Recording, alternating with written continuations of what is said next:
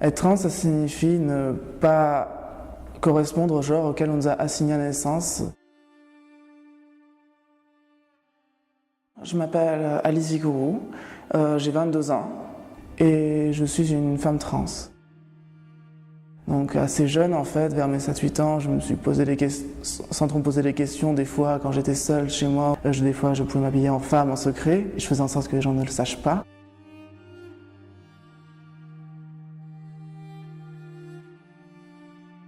Ça a commencé comme ça.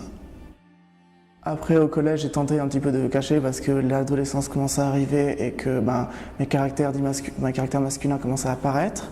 Et de fait, l'idée de devenir une femme, c'était juste pas concevable. À l'époque, ce n'était pas concevable en fait. De fait, j'ai donc abandonné et j'ai continué ma petite vie, mon petit chemin, avec un léger sentiment de malaise que je tentais de réprimer.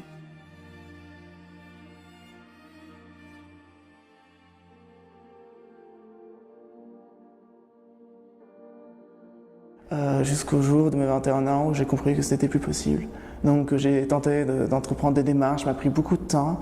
J'ai mis près d'1 an pour trouver des psys, pour trouver des personnes pour me faire aider. J'ai été aidé par une association LGBT qui s'appelle Agile.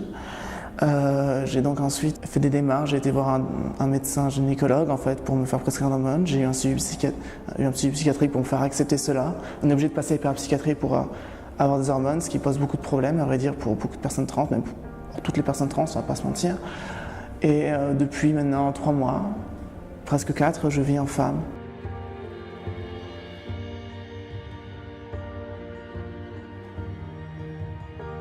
Je craignais en fait de vivre en femme parce que ça induisait le fait de plein de choses, c'est-à-dire de perdre beaucoup de privilèges masculins quand on est un homme, par exemple, quand on est considéré comme un homme au sein de la société, on a beaucoup d'avantages, on n'est pas emmerdé dans la rue, on n'est pas méconsidéré. Et enfin, on ne se permet pas des jugements qu'on se permettrait face aux femmes.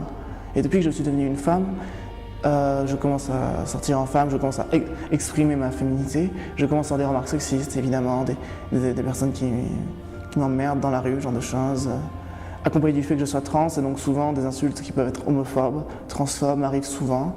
J'habite à Saint-Jacques, et donc non loin d'en soi, il y a plusieurs jeunes qui m'emmerdent de temps en temps. Ils ne m'agressent pas physiquement, mais juste des agressions verbales en fait, des insultes, pédés, salopes, ce genre de choses. De temps en temps, je peux m'entendre aussi dans la rue quand je me balade, ce genre de choses. Donc pour se construire sa propre image, c'est compliqué.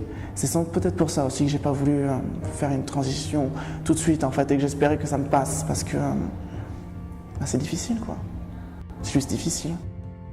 Mais à force en fait, quand on est comme ça en fait, on peut pas rejeter et ça allait me tuer de l'intérieur de ne pas être ce que je suis, et depuis que je vis en femme.